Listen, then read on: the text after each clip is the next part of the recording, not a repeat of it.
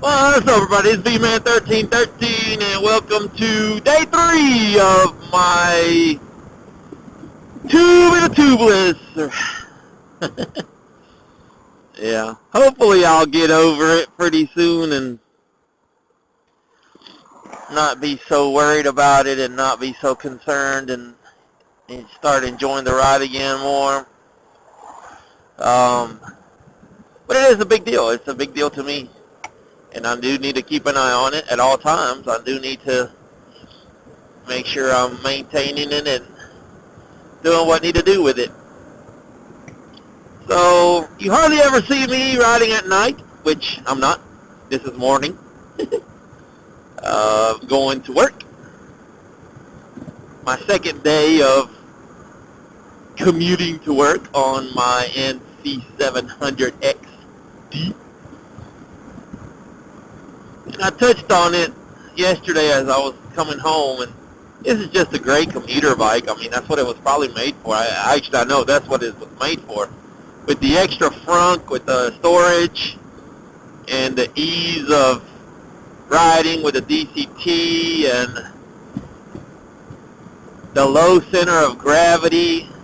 Yeah, this is just a good commuter bike. I mean, a really, really, really good. And I've been averaging 68 miles per gallon on this bike. When I go at it hard, I can get down to about 56. That was once. I haven't really been under 60 very many times. I can't think of how many times I've been under 60. But I did hit 56. I remember that one time. I had to measure it because I was like, holy crap, I didn't get jack on this one. But still, even 56 miles per gallon is pretty daggum good. I've hit over 70 a couple of times. It really averages right there at under 70, 68, had a few 69, 67. That's really where it stays. If I consistently, I've stopped, unless I do something different than my norm, I stopped checking it because it's not worth it. I'm always doing the exact same thing. I'm always getting the same gas mileage, so I pretty much have figured out when I'm a PE teacher. So on the days that I ride, I usually just bring a hat. My hair's all jacked up after I get off the motorcycle, So I bring a hat and I wear my hat. And it's all good. I'm just stuck in my little gym all day anyway. So on my way I go. Beautiful moon out. Beautiful skies. It was a little misty and rainy and yesterday. Today looks beautiful. If I have some energy at the end of the day, I might take a little loop ride to go home, a little bit longer ride, and then go hit up some dirt roads before I make it home. Be nice. I showed my parking spot, which is not as good as what it used to be in my old school. My old school, I had the best parking spot ever. But at this new job that I'm at, new school that I'm at, I don't have a good covered spot. So if it happens to rain or mist like it was yesterday, the bike is getting wet or getting hot. The seats get hot. I have a tree that I can park under, that I usually do park under. That does make a difference. And there is a wall that I'm thinking about bringing over a 2x4, bringing over a plywood piece, a big piece of plywood, and maybe making a little cover where I can put the bike. Yeah, I could make it, it's out of the way, kids don't walk that way and this and that, so it would be pretty cool there. But we'll see. That's to be determined. It's a little more complex because of the hours that I work at that school and the way, it's just complex there. So some days I have to park in one spot, but in other days I park in a different spot.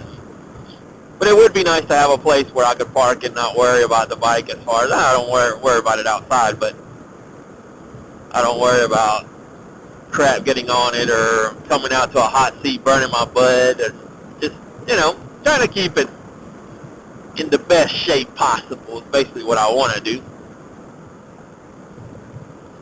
These commutes to work, here I am just doing 50, 51 miles an hour. I mean, it is a 45.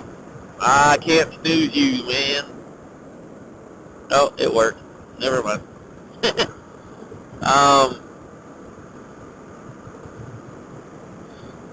Yeah, I'm not on the interstate, and that one, the interstate kills the miles per gallon real quick on both the Jeep and the motorcycle, on anything for me. I mean, it says, I don't understand why it always says highway, you get better than city. I guess this isn't city, though. Just regular riding, I get way better gas mileage on both the Jeep and the motorcycles. But I just come back here and I enjoy my ride to work. I don't rush on the interstate unless I'm late, then I get on there. But it also wears the tires out to me a lot faster going on the interstate. I need to look up the video. I'm almost ready for a rear tire here. I think I want to have that on before March Photo Madness.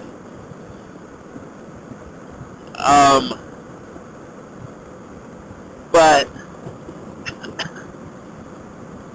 I swear, and I could be completely wrong, but I put this tire on in July. Both tires, the front and back. And that was at around 10 to 11,000 miles. And I'm at 17,000 now. I had thought I was getting about 5,000 out of the rear tire and closer to 10 on the front. This is only the second front I've put on. It had the Avon Distancias on here, and I changed them up when I was having some issues with them and this and that. And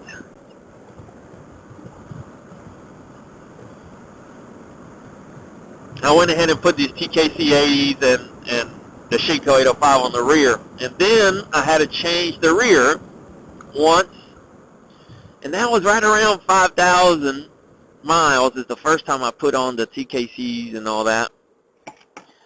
And then I made it to around 10. No, sorry. Yeah, see, that's the thing. I swear I had to change it before that, because I swear I went through 2 rear tires. Oh, man, my back. I have a twinge in my back. That's another thing to talk about when commuting. I mean, a little harder to commute when you have a hurt leg or hurt arm or whatever, or you have a cold or not feeling well, you have a headache. When you get done with work and you're beat down, tired, it's a little crazy dangerous getting on a bike when you're completely wore out. So, yeah, there are disadvantages to riding the bike. I mean, I don't want to make it sound completely glorious. It is wonderful. It's very wonderful to get to ride the bike. But anyway, I swore I'd change it. But I guess I need to just start with that 10,000. I need to find that video. I want to say it was 10,500, 11,500 miles. I remember something like that. I made a video right outside, and they put my front and rear and my new chain and sprockets. And I did the whole shebang bang on that day. And I made a video on it. I need to find the mileage on there. Very important, because I want to see how many miles I got out of this back Shinko. And I want to say I've got 6,000 to 7,000 miles out of it. And the reason I remember that number is because a month later, somebody was telling me, and it's weird, because then about August or so, someone was telling me, holy crap, you done wore out your new tire.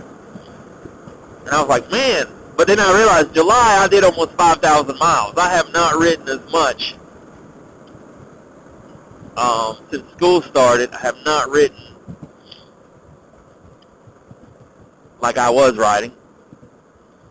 And so, yeah, I want to say I did like 4,000 miles in July, and I haven't done but 3,000 since. August, September, October, November, December, January. So January I was pretty much out of commission. I did ride pretty good in January, but that's when I had my bent rim. But yeah, I need to find that. I'm gonna look that up today and see if I can find that video. Getting that new tire on. If not, I do have it archived somewhere, at least a video. I can look up by date. So that would be cool if that's, you know, there's a fine line between a cheap tire and an expensive tire. There's also a fine line between a long-lasting tire and a quick gone, used up tire. And there's a lot that goes into a tire on a motorcycle. I mean, I guess on a car too, but boy, on this motorcycle, on a motorcycle, there's a lot of things that you have to take the price versus the longevity versus the quality versus the how do you feel with it on road, off road when you're talking about this kind of tire. And I've been very happy with this Shinko, very, very much so. It seems like only one that I feel like it didn't last me very long. And then I have to ask myself, was I on concrete a lot during that one, more than normal? But yeah, I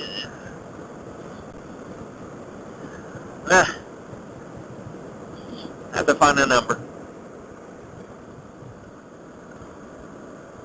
I'd love to know how many of you do dedicate yourself on the motorcycle to go to work, or how many of you are part-timers, or like me, a little less than part-timers. I wouldn't call myself a part-timer going to work. I'm a little bit less than that.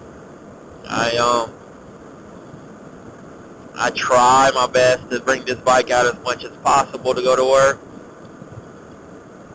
Again, there's a few factors that make it difficult, or more difficult than just jumping in the car and getting to work. And does take me a little bit longer to work, only because I'm going on back roads. I can easily get on that main road. The perfect world, I would have 2 NCs. Although now I think I might have an NC and a AT, Africa Twin. And I would dedicate that Africa Twin to when I'm going on dirt riding, and dedicate one of the NC, or dedicate the NC with street tires as a dedicated commute rider with all the bags and shindigs on it to make it easier and comfortable. That would be cool. But as of now, like I've said many times, this is the Swiss Army knife of bikes. It's not perfect for one thing, but boy, it does a lot of things very, very well.